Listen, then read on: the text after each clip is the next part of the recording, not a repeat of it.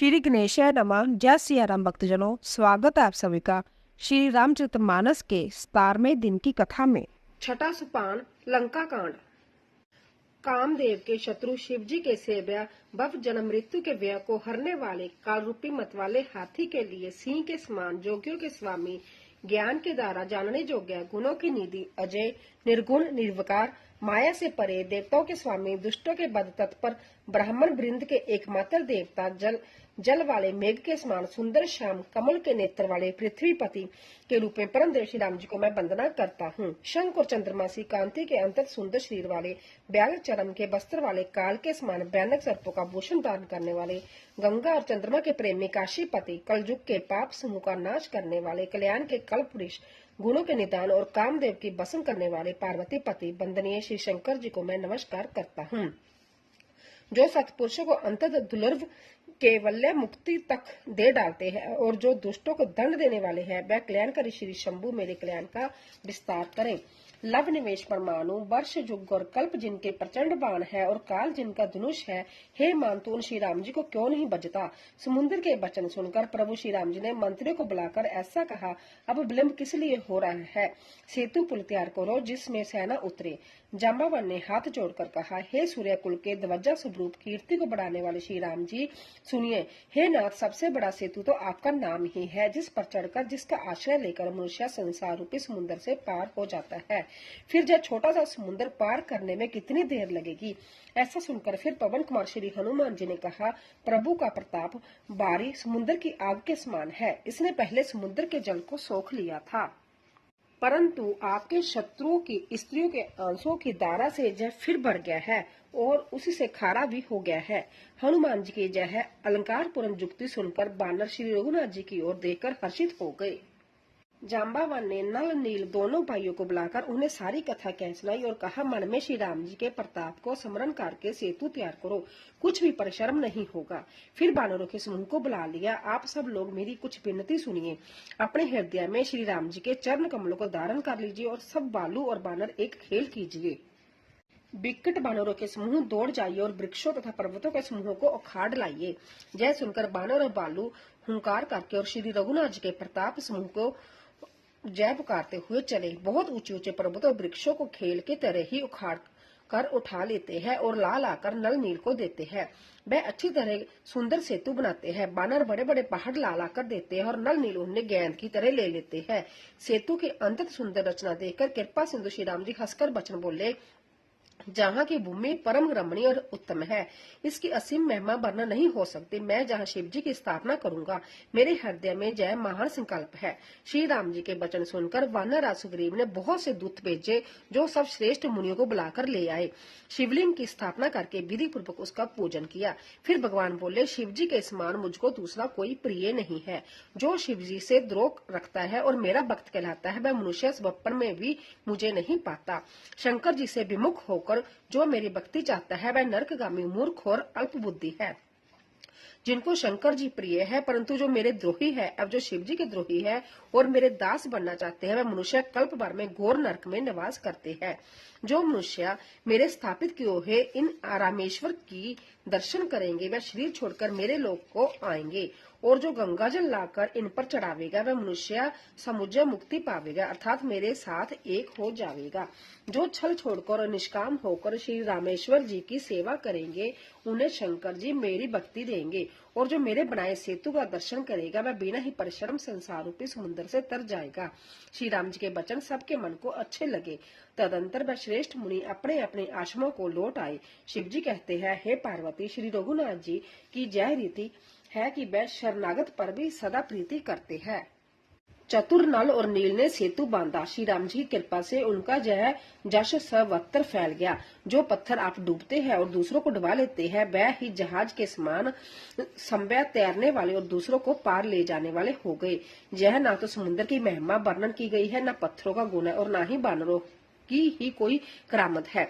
श्री रघुवर जी के प्रताप से पत्थर भी समुद्र पर तैर गए। ऐसे श्री राम जी को छोड़कर जो किसी दूसरे स्वामी को जाकर बजते हैं, वह निश्चय मंदबुद्धि है।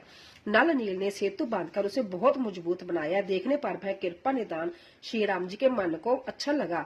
सेना चली जिसका कुछ वर्णन नहीं हो सकता। योद्धा बानरों के समुदाय गरज रहे हैं।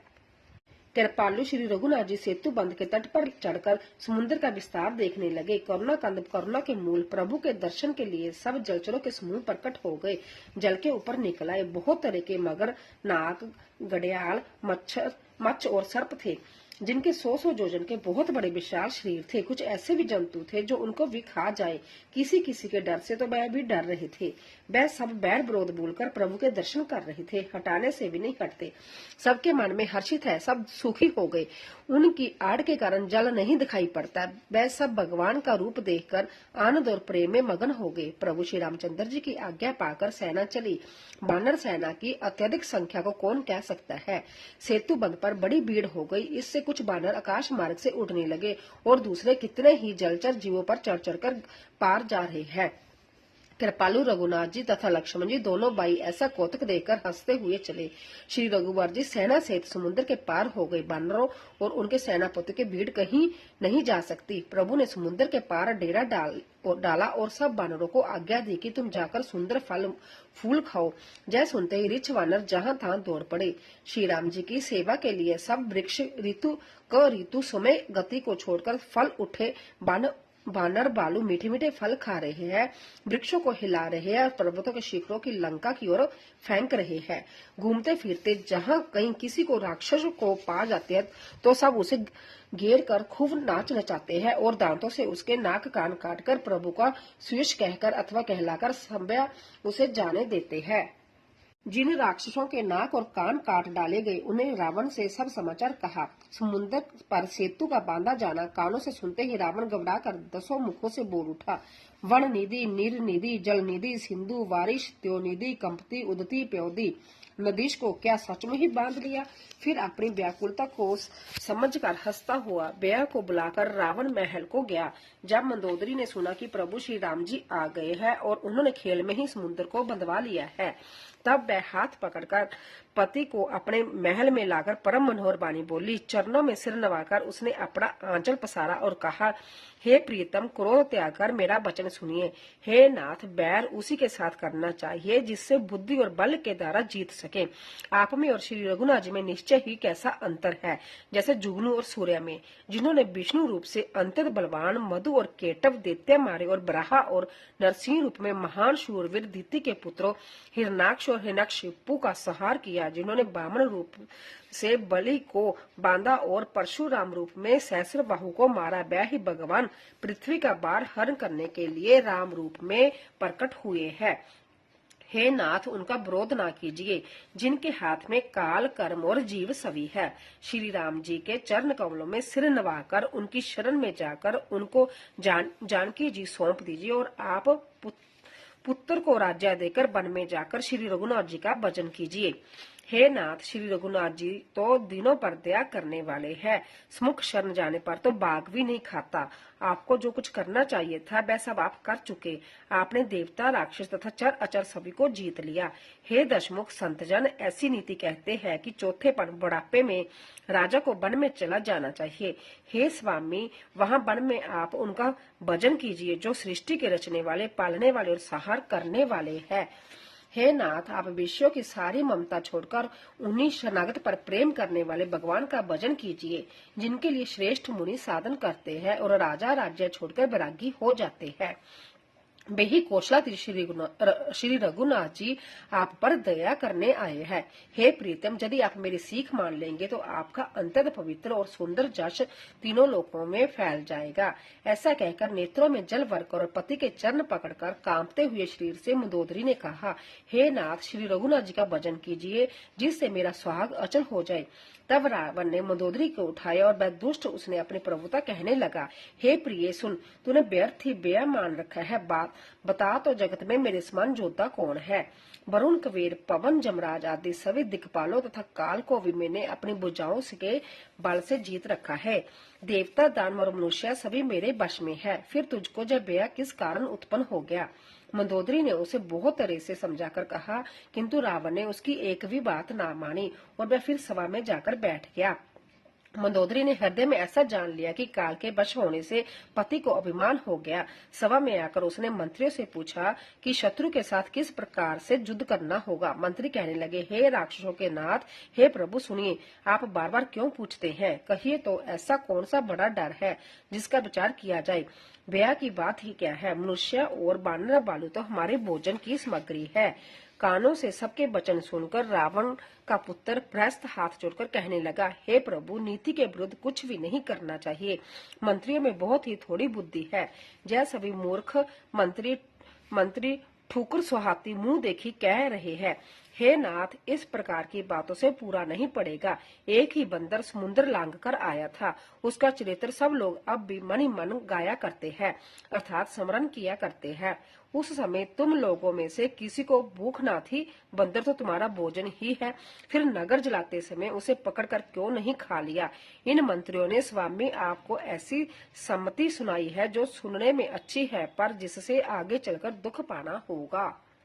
जिसने खेल ही खेल में समुद्र बंधा लिया और जो सेना सहित सुवेल पर्वत पर आ उतरा, हे भाई, कहो जब वह मनुष्य है जिसे कहते हो कि हम खा लेंगे। सब गाल फुला फुला कर पागलों की तरह वचन कह रहे हैं। हे तात, मेरे वचनों को बहुत आदर से सुनिए, मुझे मन में कायर ना समझ लीजिएगा। जगत में ऐसे मनुष्य झुंड के झुंड बहुत अधिक है, जो प्यारी मुंह पर मीठी लगने वाली बात ही सुनते और कहते हैं। हे प्रभु, सुनने में कठोर परंतु परिणाम में परम हितकारी वचन जो सुनते और कहते हैं, वह मनुष्य ही बहुत ही थोड़े है। नीति सुनिए, पहले दूत भेजिए, फिर सीता जी को देकर श्री राम जी की प्रीति कर लीजिए। यदि वह स्त्री पाकर लौट जाए तब तो झगड़ा ना बढ़ाइएगा, नहीं तो यदि ना फिरे तो हे तात, सम्मुख युद्ध भूमि में उनसे हठ पूर्वक मार काट कीजिए। हे प्रभु, यदि आप मेरी यह सहमति मानेंगे तो जगत में दोनों ही प्रकार से आपका शीश होगा। रावण ने गुस्से में भरकर पुत्र से कहा, अरे मूर्ख, तुझे ऐसी बुद्धि किसने सिखाई? अभी से हृदय में डर हो रहा है। हे पुत्र, तू तो बांस की जड़ में गुमोई है, तू मेरे वंश के अनुकूल या अनुरूप नहीं हुआ।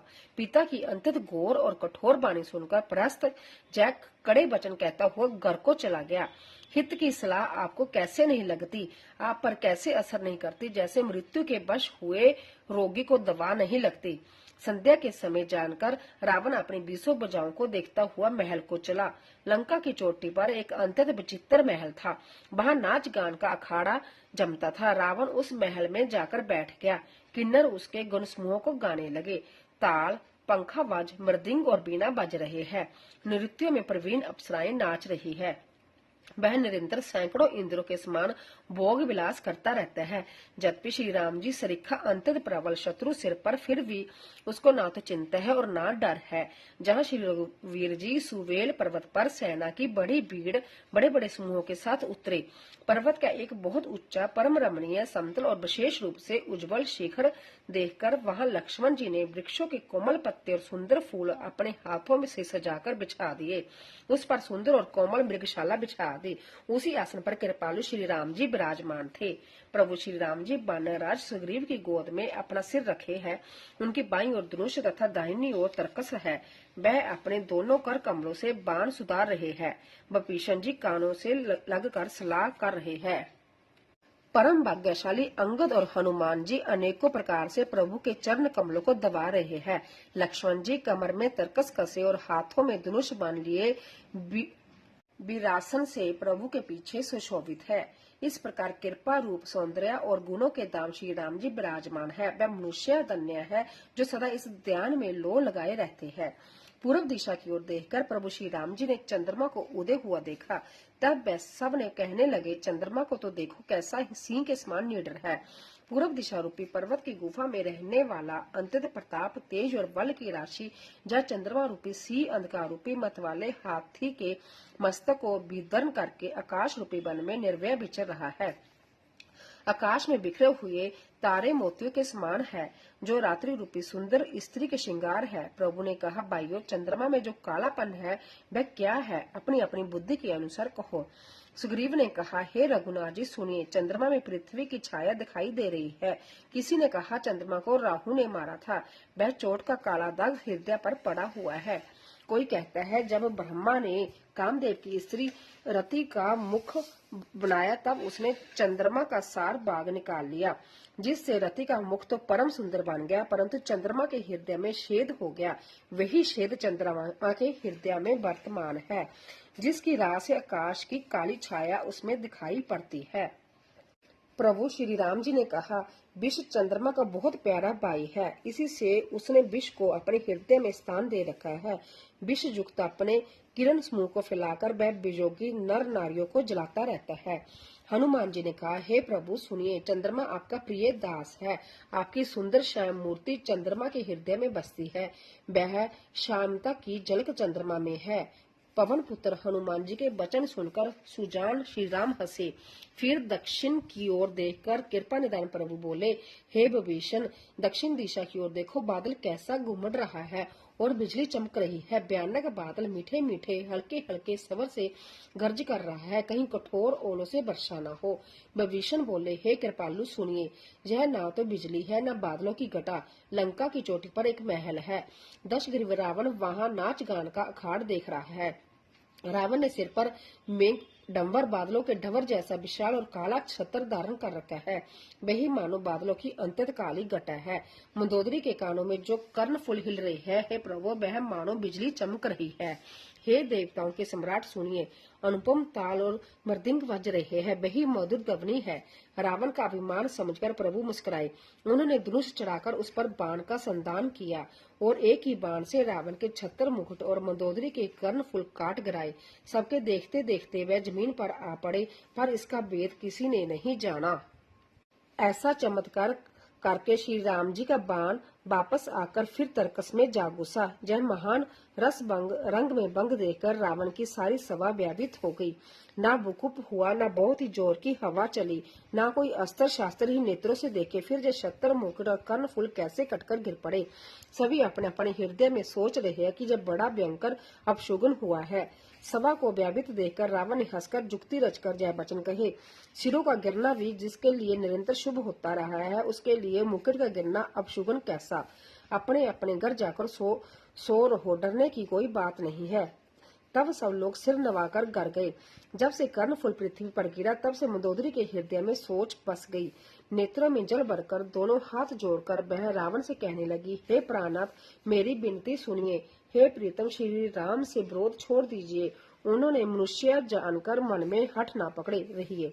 मैं इन वचनों पर विश्वास कीजिए कि वह रघुकुल के शिरोमणि श्री रामचंद्र जी विश्व रूप है। जय सारा विश्व उन्हीं का रूप है। वेद जिनके अंग अंग में लोगों की कल्पना करते हैं। पताल जिन विश्व रूप भगवान चरण है, ब्रह्मलोक सिर है, अन्य बीच के सब लोकों का विश्राम स्थिति जिनके अन्य भिन्न भिन्न अंगों पर है। भयंकर काल जिनका विकट संचालन बहुओं का चलना है। सूर्य नेत्र है, बादलों का समूह बाल है। अश्विनी कुमार जिनकी नासिका है, रात और दिन जिनके अपार निमेश पलक मारना और खोलना है। दसों दिशाएं कान है। वेद ऐसा कहते हैं, बाजू श्वास है और वेद जिनकी अपनी वाणी है। लोभ जिनका होंठ है, जमराज भयानक दांत है। माया हंसी है, दिग्पाल भुजाएं है, अग्नि मुख है, वरुण जीव है, उत्पत्ति पालन प्रलय जिनकी क्रिया है। 18 प्रकार की असंख्य वनस्पतियां जिनकी रोमावली है, पर्वत अस्थियां है, नदियां नसों का जाल है, समुद्र पेट है और नरक जिनकी नीचे की इंद्रियां है। इस प्रकार प्रभु विश्वय है, अधिक कल्पना क्या हो जाए। शिव जिनका अहंकार है, ब्रह्मा बुद्धि है, चंद्रमा मन है और महान विष्णु ही चित्त है। उन्हीं चराचर रूप भगवान श्री राम जी ने मनुष्य रूप में निवास किया है। हे प्राणपति सुनिए, ऐसा विचार कर प्रभु से बैर छोड़कर श्री रघुनाथ जी के चरणों में प्रेम कीजिए, जिससे मेरा सुहाग ना जाए। पत्नी के वचन कानों से सुनकर रावण खूब हंसा। ओ मोह अज्ञान की महिमा बड़ी बलवान है। स्त्री का स्वभाव सब सत्य ही कहते हैं कि उसके हृदय में 8 अवगुण सदा रहते हैं। साहस, झूठ, चंचलता, माया, छल, डरपोकन, अविवेक, मूर्खता, अपवित्रता और निर्दयता। तूने शत्रु का विराट रूप गाया और मुझे उसका बड़ा भारी डर सुनाया। हे प्रिय, वह सब यह चराचर विश्व तो स्वभाव से ही मेरे वश में है। तेरी कृपा से मुझे अब समझ पड़ा। हे प्रिय, तेरी चतुराई मैं जान गया, तू इस प्रकार इसी बहाने मेरी प्रभुता का बखान कर रही है। हे मृगनयनी, तेरी बातें बड़ी गुड़ रहस्यावरी है, समझने पर सुख देने वाली और सुनने से ब्याह छुड़ाने वाली है। मंदोदरी ने मन में ऐसा निश्चय कर लिया कि पति को कालवश मति भ्रम हो गई है।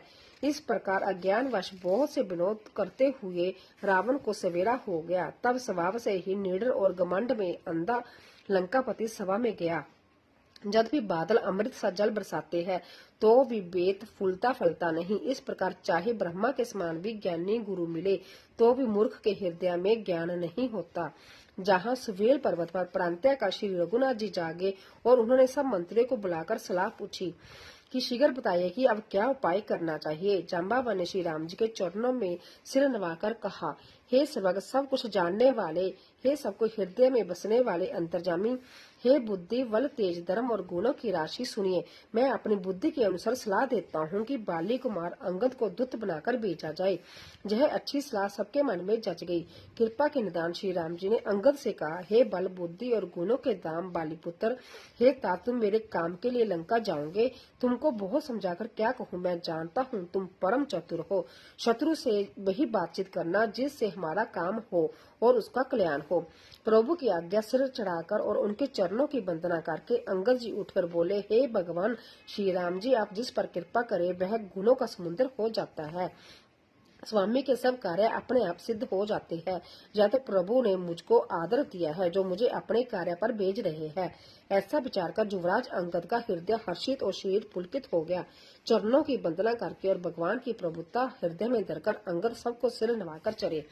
प्रभु के प्रताप को हृदय में धारण किए हुए रणबंकुरे वीर बालीपुत्र स्वाभाविक ही निर्भय है। लंका में प्रवेश करते ही रावण के पुत्र से भेंट हो गई जो वहां खेल रहा था।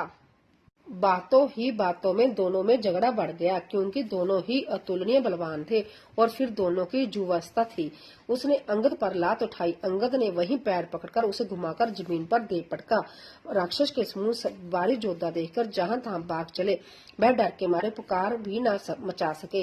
एक दूसरे को असली बात नहीं बतलाते उस रावण के पुत्र का वध समझकर सब चुप मारकर रह गए। रावण पुत्र की मृत्यु जानकर राक्षसों को भय को मारे भागते देखकर नगर भर में कोहलाल मच गया कि जिसने लंका जलाई थी वही वानर फिर आ गया। सब अंतर व्यावित होकर विचार करने लगे कि विधाता अब न जाने क्या करेगा। वह बिना पूछे ही अंगद को रावण के दरबार की राह बता रही है। जिसे ही वह देखते हैं वही डर के मारे सूख जाता है। श्री राम जी के चरण कमलों का स्मरण करके अंगद जी रावण की सभा के द्वार पर गए और वह धीर और वीर बल की राशि अंगद के सीन से शान से इधर उधर देखने लगे। तुरंत ही उन्होंने एक राक्षस को भेजा और रावण को अपने आने का समाचार सूचित किया। सुनते ही रावण हंसकर बोला, बुला लाओ, देखो कहाँ है बंदर। आज्ञा पाकर बहुत से दूत दौड़े और बानरों में हाथी के समान अंगद को बुला लाए। अंगद ने रावण को ऐसे बैठे हुआ देखा जैसे कोई संजीव काजल का पहाड़ हो। भुजाएं वृक्षों के और सिर पर्वत के शिखरों के समान है। रोमावली मानो बहुत सी लताएं है। मुंह नाक नेत्र कान पर्वत की गंधराओं और खोहरे बराबर है। अंतत बलवान बांके वीर बालीपुत्र अंगद सभा में गए। वह मन में जरा भी नहीं झिझके। अंगद को देखते ही सब सभासद उठ खड़े हुए। यह देखकर रावण के हृदय में बड़ा क्रोध हुआ। जैसे मतवाले हाथियों के झुंड में सिंह निशंक होकर चला जाता है वैसे ही श्री राम जी के प्रताप का हृदय में स्मरण करके सभा में सिर नवाकर बैठ गई। रावण ने कहा, अरे बंदर तू कौन है? अंगद ने कहा, हे दशग्रीव, मैं श्री रघुवीर जी का दूत हूँ। मेरे पिता से और तुमसे मित्रता थी, इसीलिए हे भाई मैं तुम्हारी भलाई के लिए ही आया हूँ। तुम्हारा उत्तम कुल है, पुलत्स्य ऋषि के तुम पुत्र हो। शिवजी और ब्रह्मा जी की तुमने बहुत ही प्रकार से पूजा की है, उनसे वर पाए है और सब काम सिद्ध किए हैं। लोकपाल और सब राजाओं की तुमने जीत रखा है। राजमद से जब मोहवश से तुम जगजननी सीता जी को हर लाए हो। अब तुम मेरे शुभ वचन, मेरी हितवरी सलाह सुनो। उसके अनुसार चलने से प्रभु श्री राम जी तुम्हारे सब अपराध क्षमा कर देंगे। दांतों में तिनका दबाओ, गले में कुल्हाड़ी डालो और कुटुंबियों सहित अपनी स्त्रियों को साथ लेकर आदर पूर्वक जानकी जी को आगे करके इस प्रकार सब ब्याह छोड़कर चलो। और हे शरणागत के पालन करने वाले रघुवंश श्रोमणी श्री राम जी, मेरी रक्षा कीजिए, रक्षा कीजिए। इस प्रकार आतर प्रार्थना करे। आतर पुकार सुनते ही प्रभु तुमको निर्भय कर देंगे। रावण ने कहा, अरे बंदर बच्चे, संभाल कर बोल। मूर्ख, मुझे देवताओं के शत्रु को तूने जाना नहीं। अरे भाई, अपना और अपने बाप का नाम तो बता, किस नाते से मित्रता मानता है। अंगद ने कहा, मेरा नाम अंगद है, मैं बाली का पुत्र हूँ, उनसे कभी तुम्हारी भेंट हुई थी। अंगद का वचन सुनते ही रावण कुछ सुकचा गया और बोला, हाँ मैं जान गया, मुझे याद आ गया, बाली नाम का एक बंदर था। अरे अंगद, तू ही बाली का लड़का है। अरे कुलनाशक, तू तो अपने कुलरूपी बांस के लिए अग्निरूप ही पैदा हुआ, गर्भ में ही क्यों ना नष्ट हो गया। तू व्यर्थ ही पैदा हुआ, जो अपने ही मुंह से तपस्वियों का दूत कहलाया। अब बाली की कुशल तो बता, वह आजकल कहाँ है। तब अंगद ने हंसकर कहा, 10 कुछ दिन बीतने पर संध्या ही बाली के पास जाकर अपने मित्रों को हृदय से लगाकर उसी से कुछ पूछ लेना। श्री राम जी की विरोध करने वाले जैसी कुशल होती है, वह सब तुमको वह सुनावेंगे। रे मूर्ख, सुन, वेद उसी के मन में पढ़ सकता है, वेद नीति उसी पर अपना प्रभाव डाल सकती है जिसके हृदय में श्री रघुवर ना हो। सच है, मैं तो कुल का नाश करने वाला हूँ, और हे रावण, तुम कुल के रक्षक हो। अंधे बहरे भी ऐसे बात नहीं करते। तुम्हारे तो 20 नेत्र और 20 कान है। शिव, ब्रह्मा आदि देवता और मुनियों के समुदाय जिनके चरणों की सेवा चाहते हो, उनका दूत होकर मैंने कुल को डुबो दिया। अरे ऐसी बुद्धि होने पर भी तुम्हारा हृदय फट नहीं जाता। बानर अंगद की कठोर वाणी सुनकर रावण आंखें तिरछी करके बोला, अरे दुष्ट, मैं तेरे सब कठोर वचन इसीलिए सह रहा हूँ कि मैं नीति और धर्म को जानता हूँ, उन्हीं की रक्षा कर रहा हूँ। अंगद ने कहा, तुम्हारी धर्मशीलता मैंने भी सुनी है। वह यह है कि तुमने पराई स्त्री को चोरी की है, और दूत की रक्षा की बात तो अपनी आंखों से देख ली है। ऐसे धर्म के व्रत को धारण पालन करने वाले तुम डूबकर मर नहीं जाते। नाक कान से रहित बहन को देखकर तुमने धर्म विचार कर ही तो क्षमा कर दिया था। तुम्हारी धर्मशीलता जग जाहिर है। मैं भी बड़ा भाग्यवान हूँ जो मैंने तुम्हारा दर्शन पाया। रावण ने कहा, अरे जड़ जंतु बानर, व्यर्थ बकबक ना कर। अरे मूर्ख, मेरी बुझाएं तो देख, जय सब लोकपालों के विशाल बलरूपी चंद्रमा को ग्रासने के लिए राहु है। फिर तूने सुना ही होगा कि काश रूपी तालाब में मेरी भुजाओं का रूपी कमलों पर बसकर शिवजी सहित कैलाश हंस के समान शोभा को प्राप्त हुआ था। अरे अंगद सुन, तेरी सेना में बता ऐसा कौन सा योद्धा है जो मुझसे भिड़ सकेगा। तेरा मालिक तो स्त्री के वियोग में बलहीन हो रहा है, और उसका छोटा भाई उसी के दुख से दुखी और उदास है। तुम और सुग्रीव दोनों नदी के तट के वृक्ष हो। मेरा छोटा भाई विभीषण सो वह भी बड़ा डरपोक है। मंत्री जांबवान बहुत बूढ़ा है, वह अब लड़ाई में क्या चढ़ उदित हो सकता है। नल नील तो शिल्प कर्म जानते हैं, वह लड़ने क्या जाने। हाँ, एक बानर जरूर महान बलवान है जो पहले आया था और जिसने लंका जलाई थी। जय वचन सुनते ही बाली पुत्र अंगद ने कहा, हे राक्षस राज, सच्ची बात कहो, क्या उस बानर ने सचमुच तुम्हारा नगर जला दिया था? रावण जैसे जगदीश योद्धा का नगर एक छोटे से बानर ने जला दिया? ऐसा वचन सुनकर उनके सत्या कौन कहेगा। हे रावण, जिसको तुमने बहुत बड़ा योद्धा कहकर सराहा है, वह तो सुग्रीव का एक छोटा सा दौड़कर चलने वाला हाहाकारा है। वह बहुत चलता है, वीर नहीं। उसको तो हमने खबर लेने के लिए भेजा था। क्या सचमुच ही उस बानर ने प्रभु की आज्ञा पाए बिना ही तुम्हारा नगर जला डाला? मालूम होता है इसी डर से वह लौटकर सुग्रीव के पास नहीं गया और कहीं छिप रहा गया। हे रावण, तुम सत्य ही कहते हो, मुझे सुनकर कुछ भी क्रोध नहीं। सचमुच हमारी सेना में कोई ऐसा नहीं जो तुमसे लड़ने में शोभा पाए। प्रीति और बैर बराबरी से ही करना चाहिए। नीति ऐसी है, सिंह यदि मेंढक को मारे तो क्या उसे कोई भला कहेगा? जब भी तुम्हें मारने में श्री राम जी की लघुता है और बड़ा दोष भी है, तब भी हे रावण सुनो, क्षत्रिय जाति का क्रोध बड़ा कठिन होता है। ब्रह्मो रिक्ति रूपी धनुष से वचन रूपी बाण मारकर अंगद ने शत्रु का हृदय जला दिया। वीर रावण उन बाणों को मानो प्रत्यय रूपी संड सियों से निकाल कर रहा है। तब रावण हंसकर बोला, बंदर में यह एक बड़ा गुण है कि जो उसे पालता है उसका वह अनेकों उपायों से भला करने की चेष्टा करता है। बंदर को धन्य है जो अपने मालिक के लिए लाज छोड़कर जहां तहां नाचता है, नाच कूद कर लोगों को रिझाकर मालिक का हित करता है। यह उसके धर्म की निपुणता है। हे अंगद, तेरी जाति स्वामी भक्ति है, फिर भला तू अपने मालिक के गुण इस प्रकार कैसे बखनाएगा? मैं गुणग्राहक गुणों का आदर करने वाला और परम सुजान समझदार हूँ, इसी से तेरी जल कटी बक बक कान ध्यान नहीं देता। बोलो सियापति रामचंद्र भगवान की जय। तो दोस्तों, आशा करती हूँ कि आपको हमारी रामचरितमानस की कथा अवश्य पसंद आई होगी। प्लीज जाने से पहले कमेंट बॉक्स में जय श्री राम अवश्य लिखें और चैनल को सब्सक्राइब कीजिए, लाइक कीजिए और ज़्यादा से ज़्यादा शेयर कीजिए। आप सभी का धन्यवाद।